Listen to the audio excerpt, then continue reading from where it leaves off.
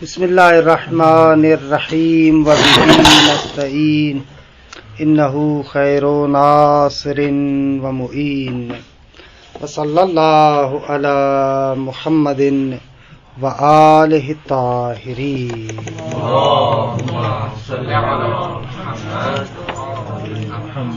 الحمدللہ خداوند منان کے لطف و کرم سے سورہ مبارک حمد کی تفسیر کے عنوان سے تفسیر المیزان کی خدمت میں تھے.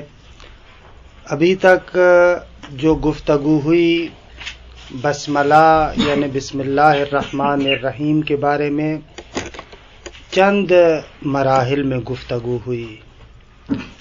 پہلا مرحلہ یہ تھا کہ اصلاً بسم اللہ الرحمن الرحیم سے قرآن کا آغاز کیوں ہوتا ہے. دوسرا مرحلہ یہ تھا کہ خود بسملہ کے ذریعے سے سورہ فاتحہ کا آغاز کیوں ہوا. اور اسی طریقے سے ایک اور گفتگو کہ یہ جو بسم اللہ میں با ہے یہ کس کے متعلق ہے. ایک اور بات جو گزشتہ جلسے میں بیان ہوئی تھی شاید وہ بات ادھوری رہ گئی، دوستان بھی اکثر نہیں تھے. وہ ابھی باقاعدہ مرحوم علامہ بسم اللہ کے اندر جو مفردات آئے ہیں ان میں سے ہر ایک مفرد کے بارے میں تفصیلاً گفتگو فرماتے ہیں کہ پہلا لفظ جو بسم اللہ میں بائے جارہ کے بعد ہمارے سامنے آتا ہے وہ ہے لفظ اسم. اچھا، اس اسم کا معنی کیا ہے؟ السلام علیکم یا اللہ. اس اسم کا معنی کیا ہے؟ مرحوم علامہ نے یہاں پر اسم کے دو معانی کو ذکر کیا. پہلا اسم کا معنی وہی جو لغت میں اور عرف میں اسم کا معنی ہے. اسم یعنی وہی علامت، اسم یعنی وہی نام کہ ہمارے ہاں جو ہم کسی چیز کے بارے میں کہتے ہیں فلاں کا نام، یعنی اس عنوان سے ہوتا ہے کہ یہ نام اس مسمى کے لیے علامت ہے. اس اسم کے ذریعے سے اس مسمى کو ہم پہچانتے ہیں. یہ ہمارے عرف میں اسم کا معنی یہ ہوتا ہے. مرحوم علامہ فرماتے ہیں کہ اگر آپ تھوڑا سا تأمل کریں اور دقت کریں اسم کے معنی پر کہ اسم یعنی جو اپنے مسمى کو روشن کرتا ہے، واضح کرتا ہے، اگر اس معنی پر تھوڑی سی ہم دقت کریں تو ایسے محسوس ہوگا کہ اسم فقط الفاظ میں منحصر نہیں ہے. یعنی درست ہے کہ ہمارے ہاں جو عرف میں جو لغت میں ہم عام طور پر اسم کہتے ہیں وہ الفاظ کے قبیل سے ہے. الفاظ ہوتے ہیں، لفظ ہوتے ہیں، ان الفاظ کے ذریعے سے، لفظ کے ذریعے سے ہم مسمى کو پہچانتے ہیں. لیکن اگر اسم کے معنی پر تأمل کریں، دقت کریں، تھوڑی سی تحلیل عقلی کو مد نظر رکھیں تو ہو سکتا ہے کہ اسم ایک شیء حقیقی ہو، ایک عین خارجی ہو، ایک وجود خارجی ہو، اس پر بھی اس اسم کا آپ اطلاق کر سکتے ہیں. میں سادہ سی مثال کے ذریعے سے عرف میں ہم لوگ مثلا بیٹے کو کہتے ہیں کہ یہ باپ کا نام ہے. کبھی کبھار مثلا کہتے ہیں کہ اگر بیٹا کوئی برا کام کرتا ہے، خراب کام کرتا ہے، اس کا باپ کوئی اچھا آدمی ہو، خصوصاً روحانی کا بیٹا ہو اور تھوڑے سے کام وغیرہ اس کے ناجور ہوں تو لوگ کہتے ہیں کہ اپنے باپ کو بدنام کر رہے ہو. یعنی کانو عرف سمجھ رہا ہے کہ یہ بیٹا اس باپ کا نام ہے، علامت ہے، خوب اگر یہ خراب ہو رہا ہے تو اس کا نام خراب ہو رہا ہے. یہ عرفی تسامحی مثال عرض کر رہا ہوں. تو مرحوم علامہ فرماتے ہیں کبھی کبھار ہم کیا ہے کسی ذات کو، کسی چیز کو اس کے اوصاف کے ذریعے سے جانتے ہیں. وہ ذات ہمارے لیے مخفی ہے، وہ ذات ہمارے لیے روشن نہیں ہے. ان اوصاف کے ذریعے سے، ان صفتوں کے ذریعے سے ہم اس ذات کو پہچانتے ہیں. یا دوسرے لفظوں میں ایسے کہوں کہ ان اوصاف کو ہم ذات کے لیے علامت قرار دیتے، ان اوصاف کو ہم ذات کے لیے علامت قرار دیتے ہیں. پھر ان اوصاف کو اور اسماء کو اس ذات کے لیے اسم کے عنوان سے کہتے ہیں. مثلا من باب المثال مرحوم علامہ طباطبائی، جن کی تفسیر المیزان کی خدمت میں ہم ہیں، خوب ان کی ذات کو میں پہچانتا ہوں ایک مفسر کے عنوان سے. قرآن مجید کے بہترین مفسر تھے. اب یہ خود صفت مفسر ہونا معرف ہے مرحوم علامہ کی ذات کے لیے. اس صفت کے ذریعے سے میں جا رہا ہوں اس ذات کو پہچاننے کی طرف. میرے لیے مرحوم علامہ ایک مفسر کے عنوان سے. مثلا آغا جوادی آمولی کو میں پہچانتا ہوں ایک فیلسوف کے عنوان سے، ایک عارف کے عنوان سے، ایک مفسر کے عنوان سے. تو یہ جو مختلف صفات ہیں، یہ صفات اس مسمى کو آپ کے لیے روشن کر رہی ہیں. درست ہے؟ اچھا، یہاں پر جو میں کہہ رہا ہوں مفسر کے ذریعے سے علامہ کو پہچانتا ہوں، آیا مقصود میرا یہ میم سین فا را یہ حروف مقصود ہیں یا نہ یہ صفت؟ اس صفت کے ذریعے سے میں چاہتا ہوں مرحوم علامہ کو پہچانوں، نہ کہ میم سین فا را کے ذریعے سے. خوب یہاں سے مرحوم علامہ فرماتے ہیں کہ بعض اہل معرفت آتے ہیں، وہ لوگ کہتے ہیں کہ اسماء خدا کے بارے میں درست ہے کہ ایک مرتبہ ہم کہتے ہیں لفظ عالم، لفظ قادر، لفظ حی، لفظ مرید، لفظ سمیع، لفظ بصیر، واہ واہ واہ واہ واہ، ایک مرتبہ ان کو ہم اسماء قرار دیتے ہیں. دوسری مرتبہ ہم کہتے ہیں کہ نہ، یہ اوصاف خود علامت ہیں ذات پروردگار عالم کے لیے. حقیقتاً یہ اوصاف کیا ہے؟ علامت ہے ذات باری تعالی کے لیے. ان کو اسم کہتے ہیں.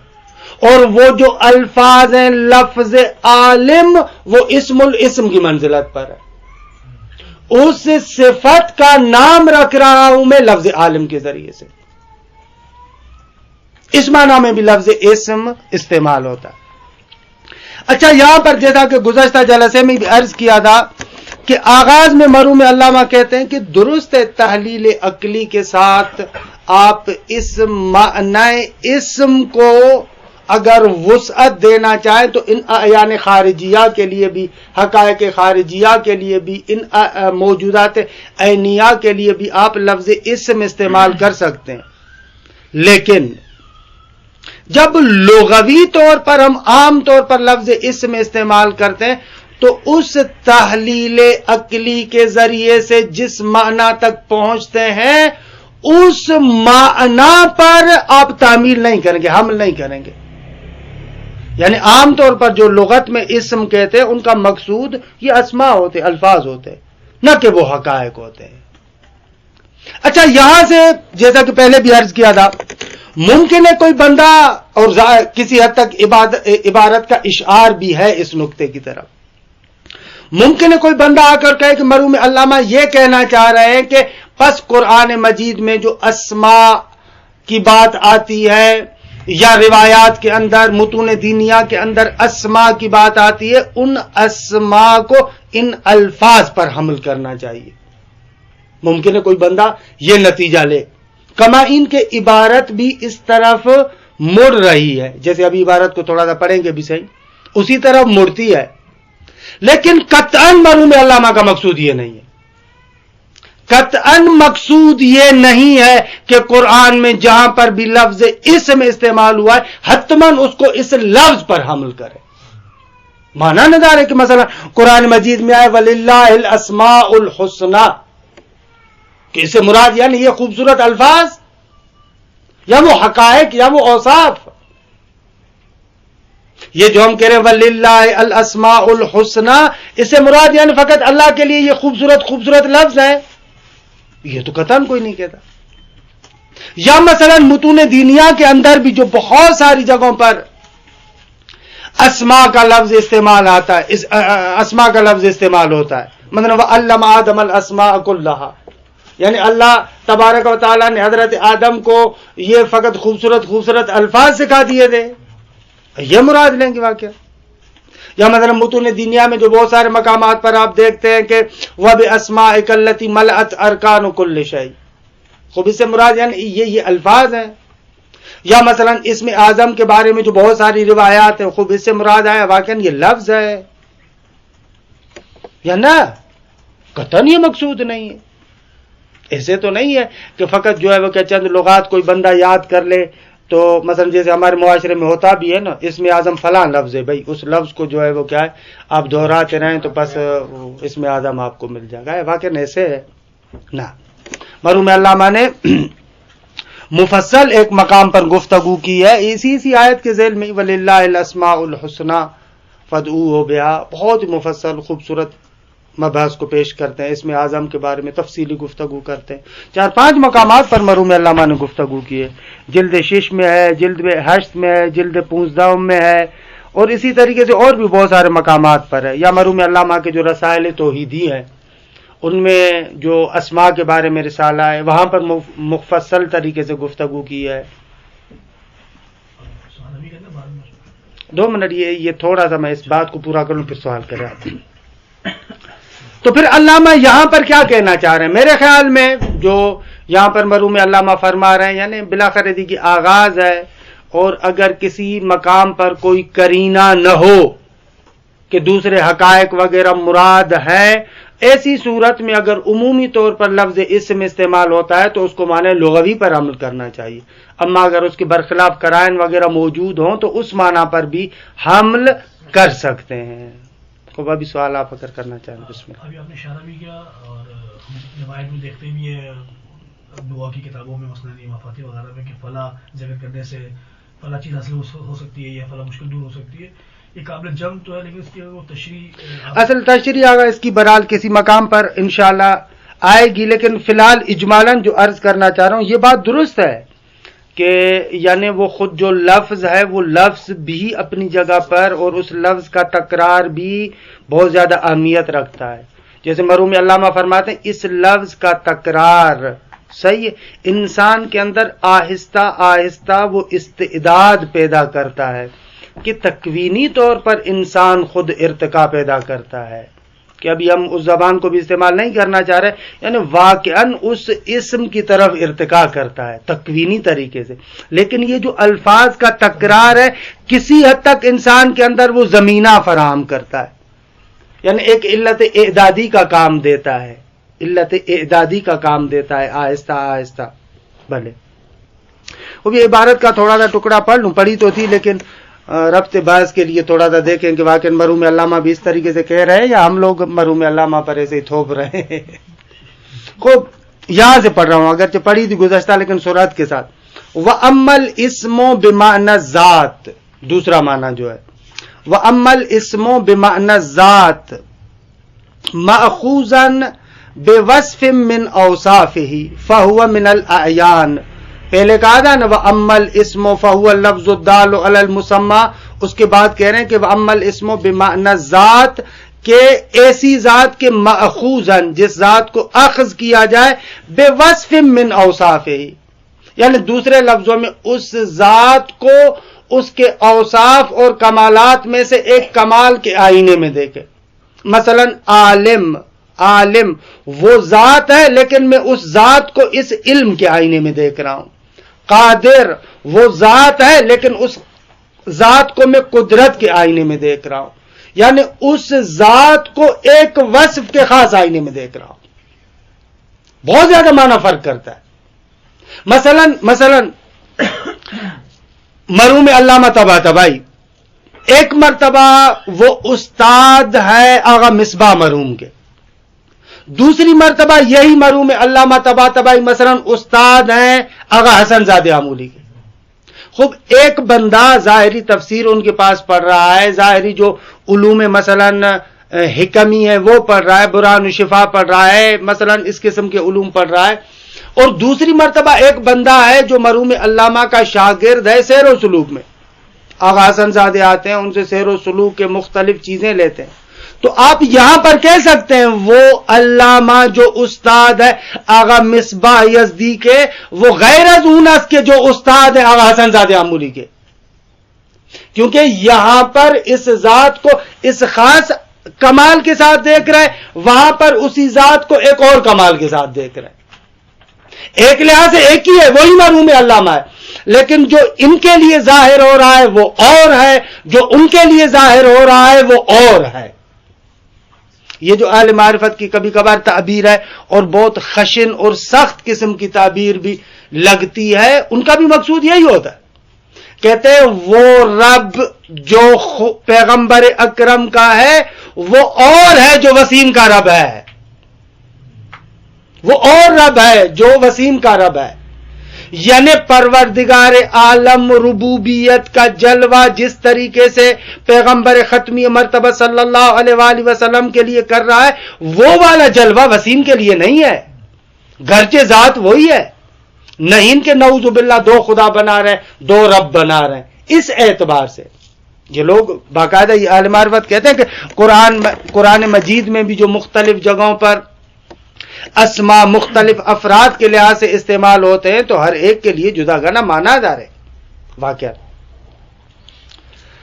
وَأَمَّا الْإِسْمُ بِمَعْنَى ذات کہ اس ذات کو اخذ کیا جائے بِوَصْفٍ مِّنْ أَوْصَافِهِ فَهُوَ مِنَ الْأَعْيَانِ, یہ اعیان میں سے یعنی ایک عین ہے, واقعاً خارجی ہے.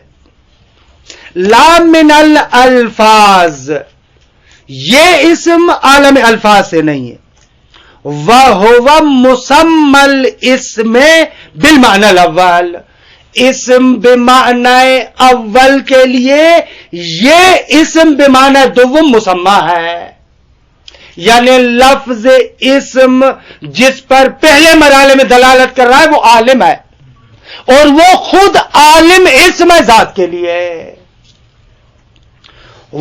ہوگا یعنی یہ اسم دوسرے معنی میں مسمل اسم بالمعنی الاول, اسم بالمعنی الاول کے لیے مسمى ہے. مشترک لفظی ہے کیا مشترک لفظی ہو جائے گا, یعنی ان دو اصطلاحوں کے اعتبار سے بھلے کسی, یعنی اگر دقت کے اعتبار سے دیکھا جائے روح معنی ایک ہی جگہ پر, علامت ہے دونوں جگہوں پر. اگر اس اصل معنی کے لحاظ سے دیکھا جائے تو ایک ہی معنی ہے علامت, وہ بھی علامت ہے یہ بھی علامت ہے. اما وہ علامت علامت لفظی ہے, یہ علامت علامت وجودی ہے. اصل کیوں جاؤ اس طرح کے لفظی کی طرح. وہ اسم الاسم ہو جائے گا. ہاں بھلے وہ اسم الاسم, اسم الاسم کو اسم کہنا خود پھر مجاز ہو جائے گا. نہ اصل معنی کے اعتبار سے مجاز نہیں ہوگا, وہ بھی علامت ہے واقعا, وہ علامت ہے اس اسم خارجی کے لیے, اور اسم خارجی علامت ہے اس ذات کے لیے. اصل معنی اسی معنی میں استعمال ہو رہا ہے. کما ان لفظ العالم من اسماء اللہ تعالی اسم, یہ لفظ عالم اسم ہے, یدل علی مسمى ہو کہ اس کا مسمى کیا ہے, وہ اسم خارجی, اس کا مسمى ہے اسم خارجی. وَهُوَ الذَّاتُ مَأْخُوذَةٌ بِوَصْفِ الْعِلْمِ, مسمى کیا ہے اس کا, مسمى اس کا وہی ذات منتہا بوصف العلم, اس کو آپ اخذ کر رہے ہیں صفت علم کے ساتھ. وَهُوَ بِعَيْنِهِ اسم, اور یہ ذات مأخوذۃ بوصف العلم, یہ بذات خود اسم ہے بالنسبت الی الذات, ذات کی نسبت سے, کہ الذی لا خبر عنہ الا بوصف من اوصافہ ونعت من نعوتہ, کہ جس ذات کا ہمیں کوئی پتہ نہیں ہے مگر اس کے اوصاف میں سے کسی ایک صفت کے ذریعے سے اس کا پتہ چل رہا ہے, اس کے نعوت میں سے کسی ایک نعت کے ذریعے سے, صفت کے ذریعے سے ہم اس کو جانتے ہیں. درست صاحب. وَالسَّبَبُ فِي ذَلِكَ, بھائی یہ کام انہوں نے کیوں کیا ہے بھلا, اس کو بھی اسم کہہ رہے ہیں کیوں, فرماتے اس لیے کہ انہم وجدوا لفظ الاسم موضوعا للدال علی المسمى من الالفاظ. پہلے مرحلے میں تو ان لوگوں نے دیکھا کہ لفظ اسم اس کو وضع کیا گیا ہے کس چیز کے لیے؟ کہ للدال علی المسمى، اس کے لیے وضع کیا گیا ہے کہ جو مسمى پر دلالت کرے. من الالفاظ، عالم الفاظ میں سے، عالم الفاظ میں یہ لفظ جو مسمى پر دلالت کر رہا ہے، آغاز میں ہم نے دیکھا لفظ اسم کو اس کے لیے وضع کیا گیا ہے. درست ہے؟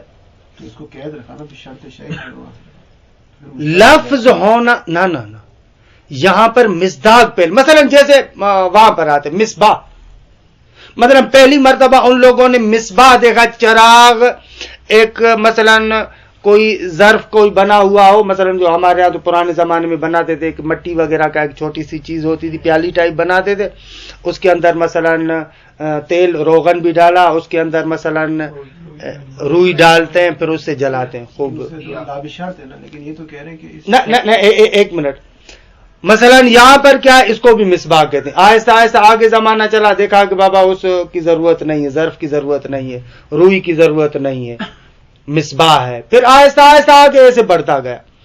یہاں پر بھی انہوں نے پہلی مرتبہ جو مصداق دیکھا لفظ اسم کا، یہ عالم الفاظ میں دیکھا کہ یہ لفظ معنی کے لیے علامت بن رہا ہے.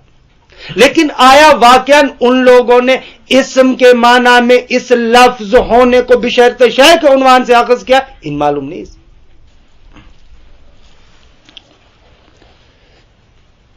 ثم وجدوا ان الاوصاف الماخوذة على وجه کے تحقیق عن الذات، اس کے بعد انہوں نے دیکھا کہ وہ اوصاف کے جن کو اخذ کیا جائے اس عنوان سے، اخذ کیا جائے لحاظ کیا جائے، اس عنوان سے لحاظ کیا جائے، اس عنوان سے دیکھا جائے کہ وہ ذات سے حکایت کرتی ہے. وتدل علیہ، اور جو ہے وہ کیا ہے، مثلا بھلے وتدل علیہ یا علیہا ہو، علیہا ہوتا تو بہتر ہے نا. وتدل، اور وہ اوصاف دلالت کرتے علیہا اس ذات پر، ایسے ہوتا تو بہتر تھا. نہ وہاں پر تو عبارت تھوڑی سی حذف ہے، اس عبارت کو تھوڑا سا آپ ڈالنا پڑے گا. وہاں پر وتدل علیہا حالها، حال اللفظ المسمى بالاسم، حالها نہیں ہوگا آپ کے پاس، لیکن اس کو اضافہ کریں. حالها، ان اوصاف ماخوذہ علاوہ جن کے ذات سے حکایت کرے، ان کا حال حال اللفظ، اس لفظ کی طرح ہے، یعنی یہ بھی اس لفظ کی طرح ہے. درست. المسمى بالاسم، کے جس کا نام رکھا گیا ہے اسم کے ساتھ، اسی کی طرح ہے. درست. فی انہا تدل علی ذوات خارجیہ، اس بات میں کہ یہ اوصاف دلالت کرتی ہیں ذوات خارجیہ پر. فسموا هذه الاوصاف الدالة على الذوات ایضاً اسماء، پھر ان لوگوں نے وہ اوصاف کے جو ذوات پر دلالت کرتی ہے ان کو بھی اسم کا نام دینا شروع کر دیا، کیونکہ لفظ اسم اس ذات کو بیان کر رہا تھا، ذات کے لیے علامت تھا. اب یہ صفت بھی اس ذات کو روشن کر رہی ہے. خوب دیکھیے، اس اعتبار سے اس کو بھی کیا کہا؟ اسم کا نام دیا. فأنت جذالک، خوب اس پوری تحلیل نے نتیجہ دیا کہ ان الاسم کما یکون امرا لفظیا، جس طریقے سے اسم ایک لفظی امر ہو سکتا ہے، کذالک یکون امرا عینیا، تو اسم امر عینی خارجی اور حقیقی بھی ہو سکتا ہے. ثم وجدوا ان الدال علی الذات، پھر انہوں نے دیکھا کہ یہ جو ذات پر دلالت کرتا ہے اور جو ذات کے زیادہ قریب ہے وہ اس میں خارجی ہے، اس میں عینی ہے، نہ کہ اس میں لفظی ہے. اس میں لفظی سے زیادہ قربت جس کی ذات کے ساتھ ہے وہ یہ اس میں عینی ہے. درست ہے. تو اس کو اسم کا، لفظ کو پھر کہا اسم الاسم.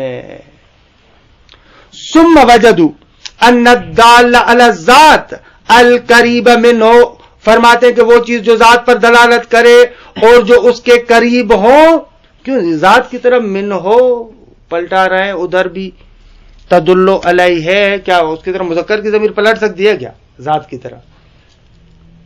یا الامر فی التذکیر و تانیث سالۃ، چلیں ٹھیک ہے. اس طریقے کہتے ہیں مرحوم شیخ انصاری رحمۃ اللہ علیہ کو استاد بتاتے تھے ہمارے، معمولاً رسائل اور مقاصد میں بہت ساری جگہوں پر تذکیر و تانیث کا لحاظ نہیں کرتے.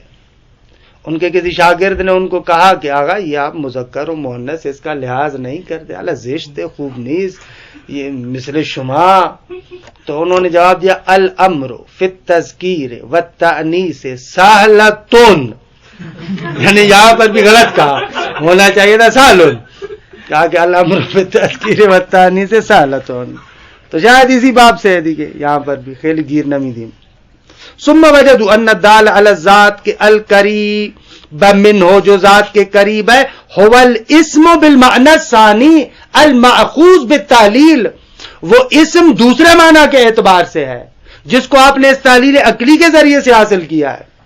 وَأَنَّ الْإِسْمَ بِالْمَعْنَى الْأَوَّلِ إِنَّمَا يَدُلُّ عَلَى الذَّاتِ بِوَسَاطَتِهِ، اسم بمعنی دوم کے واسطے سے ذات کے ساتھ مرتبط ہوتا ہے اسم لفظی، کیونکہ اسم لفظی کس پر دلالت کر رہا ہے؟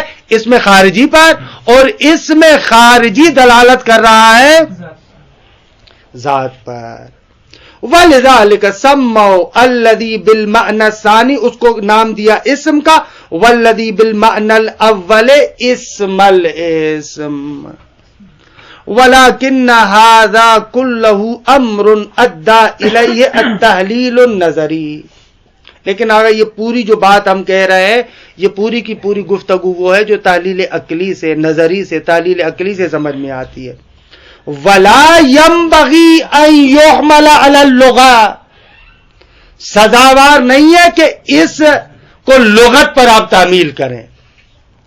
فَالْإِسْمُ بِحَسَبِ اللُّغَةِ مَا ذَكَرْنَاهُ، کہ وہ اوپر جو ذکر کیا ہوا لفظ الدال علی المسمى.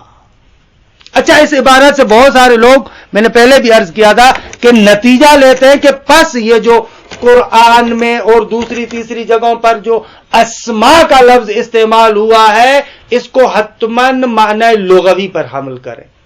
حالانکہ قطعاً مرحوم علامہ کی جو دوسری عبارات ہیں ان کے ساتھ سازگار نہیں ہے. مثال کے طور پر ایک چھوٹی سی مثال یہیں پر اسی کے کتاب کے اندر، ہمارے پاس تو 25 نمبر صفحہ بنتا ہے باسن روائیون میں، مرحوم علامہ یہاں پر عیون سے اور عیاشی سے نقل کریں گے ایک روایت جو امام رضا علیہ السلام سے ہے کہ انشاءاللہ وہاں پر پہنچے کے تو عرض کریں گے کہ اسم اعظم کے بارے میں ہے.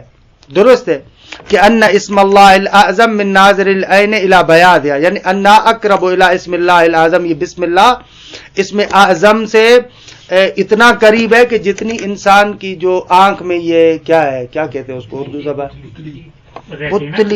پتلی نہ من ناظر، چشمہ کو کہتے ہیں فارسی میں، جس کے ذریعے سے آپ دیکھ رہے ہیں وہ وہی ہوگی اردو کی بات کر رہا ہوں.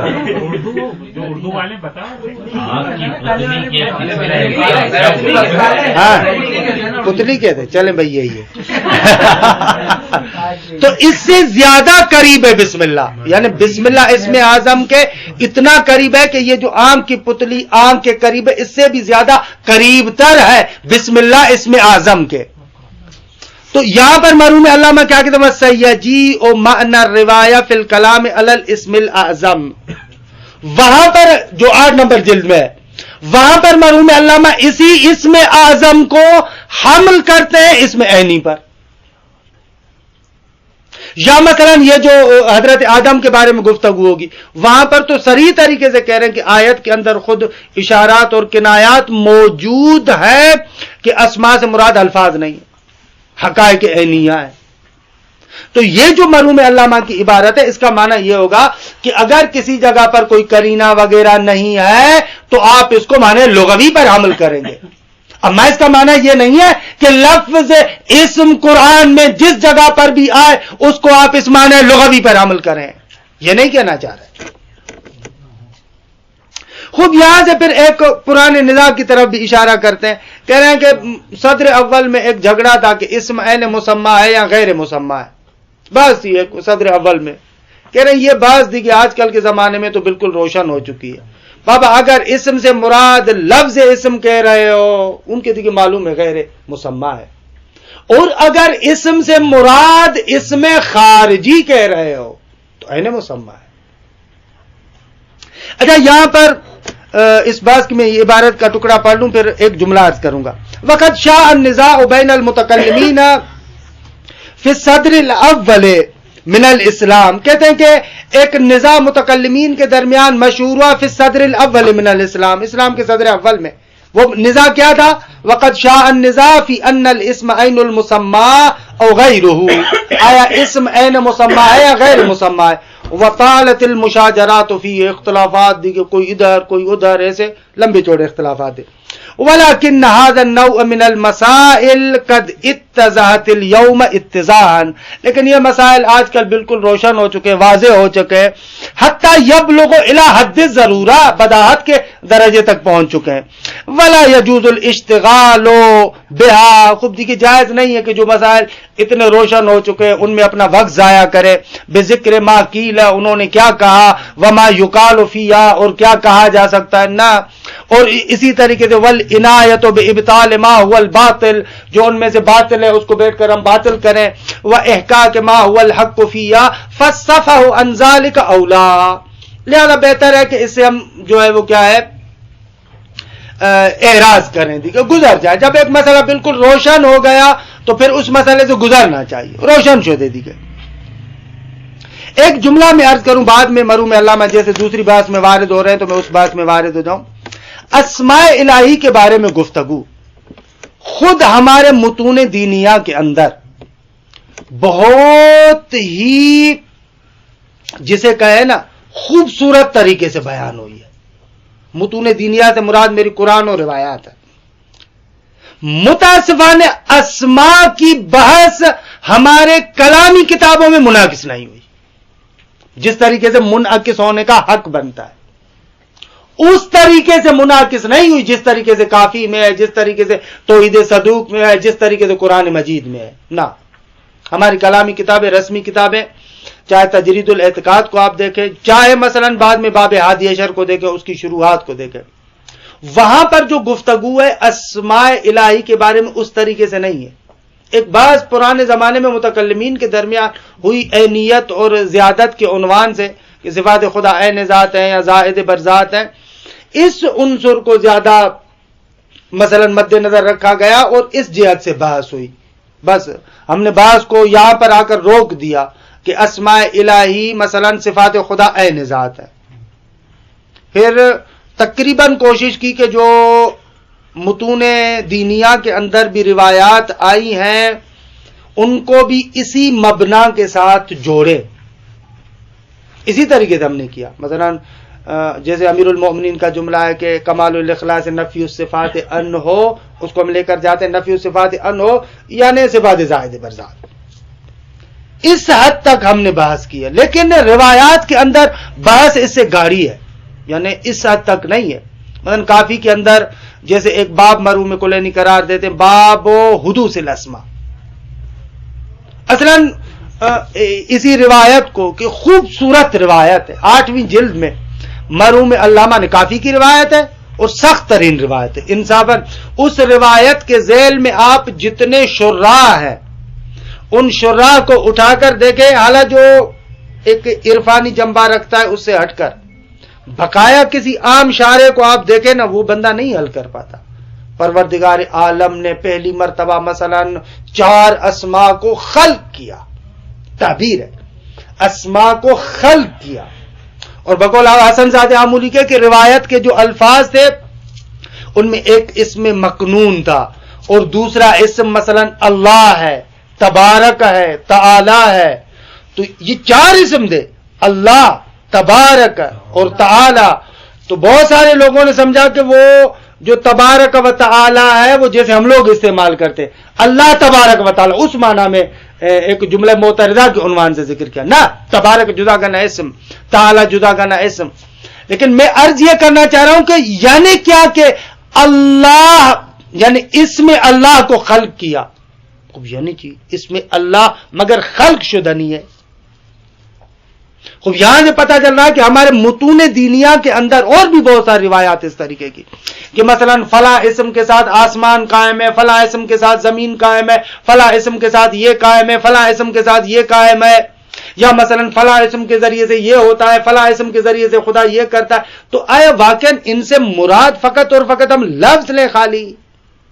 یا جو ہماری دعاؤں کے اندر، زیارتوں کے اندر اسماء کو اتنے بڑے پیمانے پر مثلا ذکر کیا گیا ہے، تو وہ چیز ہماری کلامی کتابوں کے اندر منعکس نہیں ہوتی، وہاں پر نظر نہیں آتی۔ البتہ اہل معرفت نے الحق والانصاف اسماء خدا کے بارے میں خوبصورت بحث بیان کی، اور یہ بحث بھی جیسے مرحوم علامہ جو یہاں پر ہے اور وہاں پر تفصیل سے گفتگو کی کہ جلد نمبر 8 میں بہت ہی خوبصورت، یعنی واقعاً ان روایات کو خوبصورت طریقے سے مرحوم علامہ حل کرتے ہیں، اور بہترین نکات، یعنی وہ بحث اصول کافی کے اندر یہ جو اسماء اللہ کے بارے میں مختلف روایات ہیں ان کے لیے بہترین شرح ہے۔ یہ جو آغا یزدان پناہ استاد بزرگوار اکثر ایک جملہ کہتے ہیں، واقعاً حقیقت پر مبنی ہے، یعنی المیزان جیسے پہلے دن بھی میں عرض کر رہا تھا کہ فقط ایسے نہیں ہے کہ صرف آیات کی شرح ہے، بلکہ اگر اس کے بعد روائیون ان کو اٹھا کر دیکھا جائے تو معرفتی احادیث کے بارے میں بھی بہترین شرح ہے، یعنی اس طریقے کی شرح ہمیں بہت ساری جگہوں پر نہیں ملتی۔ ہم عام طور پر جو مثلا معرفتی احادیث کی طرف جاتے ہیں تو ہمیں فقط اور فقط یا تمل اس طریقے سے ملتا ہے، ممکن ہے یہ مراد، ممکن ہے یہ مراد، ممکن ہے یہ مراد، آخر ہچی۔ بابا ایک بندے کو آپ جو ہے کہ 1000 احتمالات میں پھنسا دیں، یعنی دیکھیں نا میدوں نے، یعنی معنی نہیں آتا، لیکن واقعاً ایک احادیث کے بارے میں جسے کہا جائے یعنی خوبصورت طریقے سے، یہ مرحوم علامہ کے جو حواشی ہیں خود اصول کافی پر بہت مختصر ہیں، یا مثلا بہار پر جو تقریباً ماعت کے بعد تک تو ہیں، یہ جو مباحث ہیں 100 سے زیادہ ہے حواشی میرے خیال میں، ان کو جدا گانا چاپ بھی کیا۔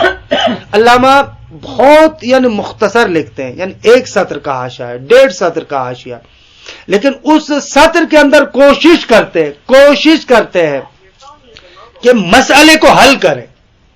مثلا بہار کو آپ اٹھائیں گے نا، ایک باب کے اندر آپ کو متنوع روایات دے دے گا، 100 روایتیں دے دے گا، 150 روایتیں دے دے گا، لیکن ان روایات میں محکم روایت کون سی ہے، کس کو اصل قرار دوں، اس روایت کے ذریعے سے پھر دوسری متشابہ روایات کا معنی کروں، یہ بہت بڑا ہنر ہے۔ وہ 1 سطر میں، آدھی سطر میں مرحوم علامہ تقریباً اس نقطے کو ذکر کرتے ہیں۔ بہرحال یہاں پر حاشیہ کچھ زیادہ لمبا ہو گیا، اس کو چھوڑتے ہیں۔ خود کے بعد سے اسماء کو خود وہاں پر وہ تفصیل سے ذکر کریں گے، یہاں پر لمبے چوڑے کی طرف نہیں جاتے، جیسے پہلے بھی تھا کہ کیونکہ ہفتے میں ایک ہی دن ہے مباحثہ، تو تھوڑا سا مرحوم علامہ کی خدمت میں زیادہ چلتے ہیں۔ خوب لفظ اسم کے بعد اگر کوئی سوال وغیرہ ہو تو ٹھیک ہے، وغیرہ ہم دوسرے اس لفظ کی طرف جا رہے ہیں، یعنی نئی بات کی طرف جا رہے ہیں۔ خوب دوسرا لفظ جو ہے وہ لفظ جلالہ ہے، اللہ۔ پہلے یہاں پر بھی لغوی اعتبار سے بحث کرتے ہیں، کہتے ہیں کہ لفظ اللہ الہ سے نکلا ہوا ہے، اور پھر کثرت استعمال کی وجہ سے اس کا الہ کا حمزہ گر گیا، الف لام اس پر آ گیا تو اللہ بن گیا۔ اچھا الہ کا معنی کیا ہے؟ مرحوم علامہ فرماتے الہ یا الہ الرجل، الہ یا اللہ ای ابدا، اس سے لیا گیا ہے۔ الہ یعنی اس نے عبادت کی، پرستش کی، یا یہ لیا گیا ہے ولہ الرجل سے، اصل میں ولہ الرجل تھا، ای تحیرہ۔ دونوں صورتوں میں الہ مصدر ہے فعال ان کے وزن پر، اس میں مفعول کے معنی میں، الہ بمعنی مألوہ۔ پہلی صورت میں الہ الہ الرجل ابدا کے معنی میں ہو، مألوہ یعنی معبود جس کی عبادت کی جائے، اور ولہ الرجل ولہ یعنی ای تحیرہ، متحیر ہو جائے، تو ولہ الرجل سے ہو یعنی وہ ذات کہ جس کے بارے میں عقول کائنات تمام ما سوی اللہ متحیر ہے۔ درست ہے، یہ لغوی معنی کرتے ہیں۔ دیکھیں وَأَمَّا لَفْظُ الْجَلَالَةِ فَاللَّهُ أَصْلُهُ الْإِلَٰهُ حُذِفَتِ الْحَمْزَةُ لِكَثْرَةِ الْإِسْتِعْمَالِ۔ الالہ میں یہ الف لام تعریف کی بات نہیں کرے، وہ جو الہ کا حمزہ ہے وہ دیکھیں گرا دیا گیا کثرت استعمال کی وجہ سے۔ وَإِلَٰهُ مِنْ أَلَهَ الرَّجُلُ أَلَهَ يَأْلُهُ بِمَعْنَى أَبَدَ، نصر ینصرو سے ظاہر ہے. خوب اولہ الرجل، یہاں پر ہمارے عبارت میں میرے خیال میں تھوڑا سا اشتباہ ہے. او من الہ الرجل، اولہ الرجل، یہ الہ الرجل شاید اضافی ہے، کیونکہ نیچے ایسے نہیں ہے کہ مرحوم علامہ نے یہاں پر 3 معنی ذکر کیے، نہ 2 معنی ذکر کیے. اولہ الرجل ای تحیر. اچھا دیکھیے یہاں پر حیرت بھی جو ہم کہہ رہے ہیں، ایک مرتبہ حیرت ہوتی ہے عدم علم کی وجہ سے، نہ جاننے کی وجہ سے. ایک مرتبہ حیرت ہوتی ہے جانتا ہے لیکن اس کا گرویدہ ہو گیا ہے، عاشق ہو گیا ہے، محبت کی وجہ سے اس کے جمال میں کھو گیا ہے. اس طریقے سے بھی حیرت ہوتی ہے. اللہ کیسے ہے وہ مشہور دعا بھی ہے نا، اللہم زدنی فیک تحیرا. خب اس تحیرا سے مراد یہ نہیں ہے کہ یعنی جہالت والا تحیر، وہ عشق، محبت، عاشقی، اس والا تحیر. بہرحال خدا کے بارے میں دونوں کہے جا سکتے ہیں. یعنی انسان علمی طور پر بھی خدا کی ذات میں متحیر ہے، اور جو پہچان لے دیکھیے وہ کمال کے منبع کو دیکھتا ہے، جمال کے منبع کو دیکھتا ہے، اس اعتبار سے بھی متحیر ہو جاتا ہے. فَهُوَ فِعَالٌ بِكَسْرِ الْفَاءِ، فعال بمعنى المفعول کا کتاب بمعنى المکتوب. یہاں پر الہ مألوہ کے معنی میں، یعنی متحیر فی معبود. سمیہ الہن، الہ کہتے ہیں کیوں؟ لأنہ معبود او لأنہ مما تحیرت فی ذاتہ العقول، یا اس وجہ سے کہ اس کی ذات میں تمام عقول کیا ہے؟ متحیر ہے. خوب یہ لغوی معنی بیان کرنے کے بعد مرحوم علامہ آتے ہیں کہ یہ اللہ خدا کے لیے اسم ہے، صفت ہے، کیا ہے؟ فرماتے ہیں کہ ظاہر یہ ہے کہ یہ علم بالغلبہ ہے، یعنی بے عنوان صفت نہیں ہے، بے عنوان علم بالغلبہ ہے. درست ہے، یعنی ذات کے لیے علامت ہے، اس کی طرف اشارہ کر رہے ہیں. خوب شاہد کیا ہے؟ شاہد مرحوم علامہ فرماتے ہیں کہ آپ قرآن میں دیکھیں اللہ موصوف واقع ہوتا ہے اس کی صفات کو لے کر آتے. کسی بھی جگہ پر کسی اور اسم کے لیے صفت کے طور پر لفظ اللہ نہیں آیا، لفظ اللہ نہیں آیا. یا مثلا ہم اوصاف سے فعل نکالتے ہیں، اللہ سے ایسے نہیں ہے کہ کوئی ایک فعل آپ اشتقاق کرتے ہیں، مثلا رحمان سے رحمہ نکالتے ہیں، لیکن ایسے اللہ سے نہیں نکالتے. اب یہاں سے سمجھ میں آ رہا کہ یہ علم بالغلبہ کے عنوان سے.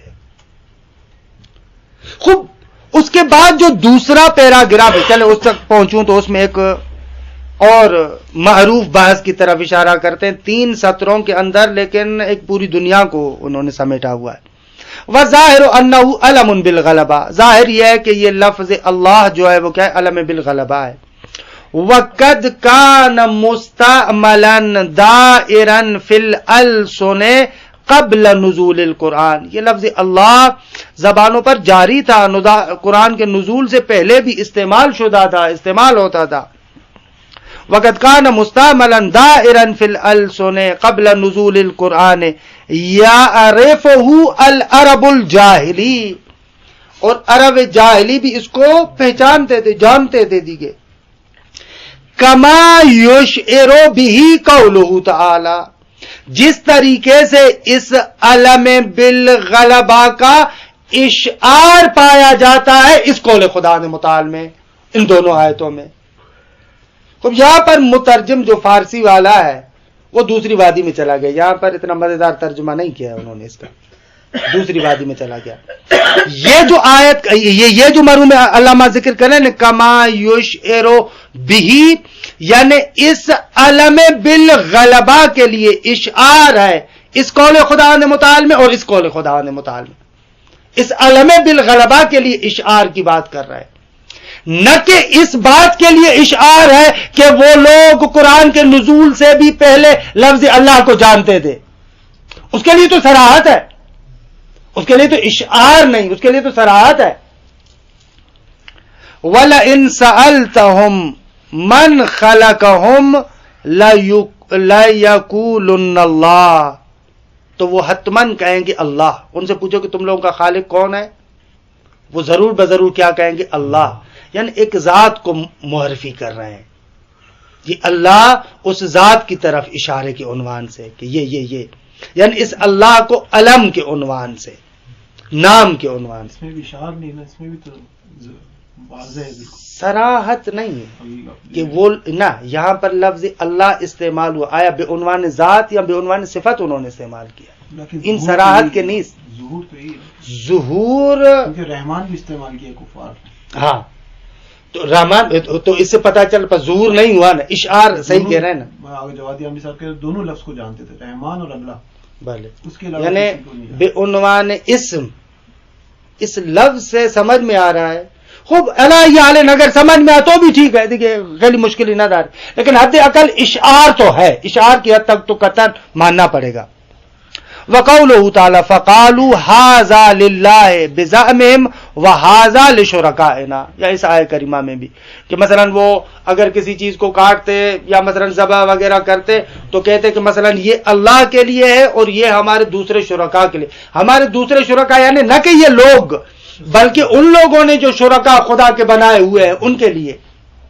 تو یہاں پر بھی سمجھ میں آ رہا ہے کہ ان شرکاء کے ساتھ جو مثلا یہ تقابل پایا جا رہا ہے, اسے سمجھ میں آ رہا ہے کہ اللہ بھی بعنوان ایک ذات کے دیکھ رہے ہیں. وَمِمَّا يَدُلُّ عَلَىٰ كَوْنِهِ عَلَمًا, خوب وہ چیز کے جو قاطعیت کے ساتھ دلالت کرتی ہے مرحوم علامہ کے بقول, وہ یہ کہ وَمِمَّا يَدُلُّ عَلَىٰ كَوْنِهِ عَلَمًا کہ أَنَّهُ يُوصَفُ بِجَمِيعِ الْأَسْمَاءِ الْحُسْنَى, تمام اسماء حسنہ کے لیے موصوف واقع ہوتا ہے. درست آگا. وسائر افعالہ الماخوذۃ من تلک الاسماء, اور وہ تمام اسماء جن کو وہ تمام افعال کے جن کو ان اسماء سے اخذ کیا جاتا ہے. رحمہ, رزق, مثلا اس قسم کے یہ جو افعال ان اوصاف سے آپ کیا کرتے ہیں, انتزاع کرتے ہیں, ان سب کے لیے اللہ موصوف واقع ہوتا ہے. من غیر اقسن, اللہ کسی جگہ پر ان کے لیے صفت کے طور پر استعمال نہیں ہوا. فیقال اللہ الرحمن الرحیم, یا مثلا کہا جاتا ہے ویقال رحم اللہ وعلم اللہ ورزق اللہ, یہ دوسری مثال دے رہے ہیں وہ سائر افعال کے لیے. ولا یقع لفظ الجلالۃ صفۃ لشیء منہا, ان میں سے کسی کی صفت یہ لفظ اللہ واقع نہیں ہوا. ولا یؤخذ منہ, اور نہ ہی اس لفظ اللہ سے مثلا کوئی فعل وغیرہ آپ جو ہے وہ کیا مطلب اخذ کیا گیا ہو, نہ. ولا یؤخذ منہ ما یوصف به شیء منها, درست ہے, اخذ نہیں کیا گیا منہ یعنی اللہ سے ما وہ افعال وغیرہ یا وہ مختلف چیزیں کہ یوصف به شیء منها, کہ ان میں سے کوئی بھی چیز جو ہے وہ کیا ہے اس کے ذریعے سے. یہ جو شروع مثال دی اللہ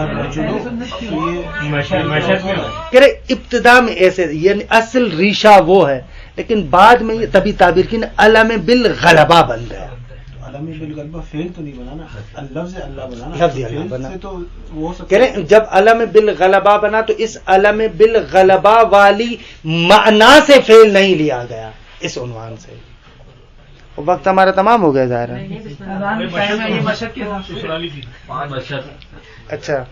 اچھا یہ نیچے والی جو 3 سطریں ہیں دیکھیے اللہ کے بارے میں بات کو سمیٹ لیں.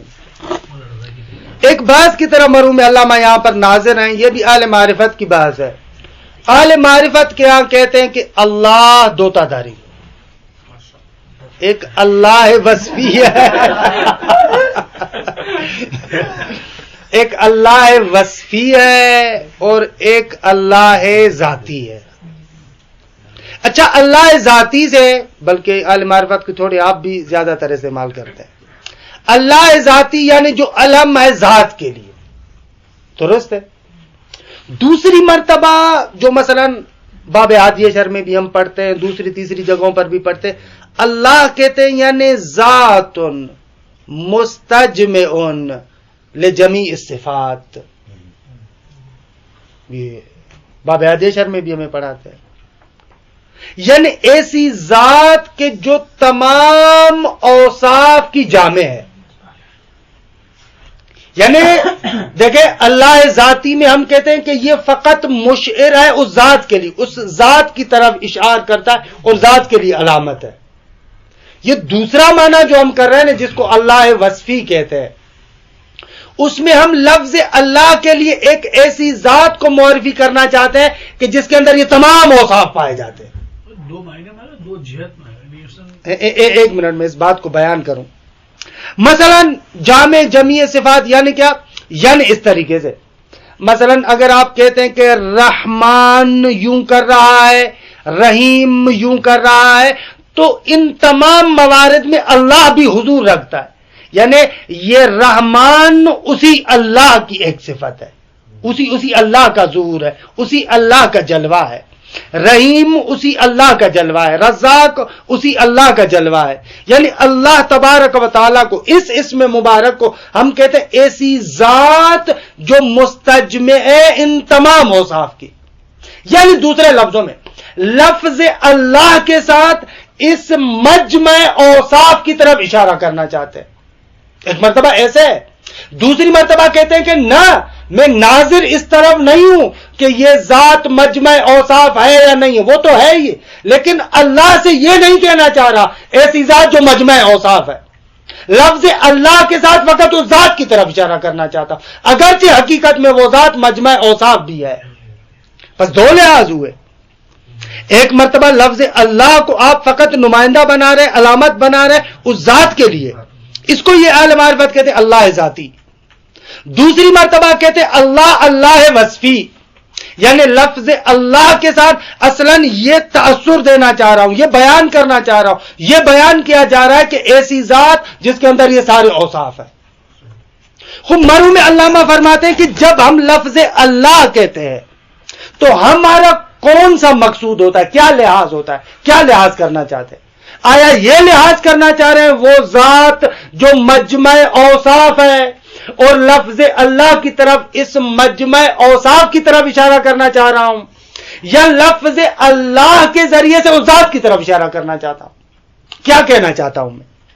یہ متون دینیہ میں جو مختلف مقامات پر لفظ اللہ استعمال ہوتا ہے کس لحاظ کے تحت استعمال ہوتا ہے؟ خوب علامہ فرماتے ہیں کہ بھائی جب ہم نے کہا کہ علم بالغلبہ ہے تو ظاہر یہ ہے کہ لفظ اللہ اس لحاظ کے اعتبار سے استعمال ہوتا ہے کہ ذات کی طرف اشارہ ہے.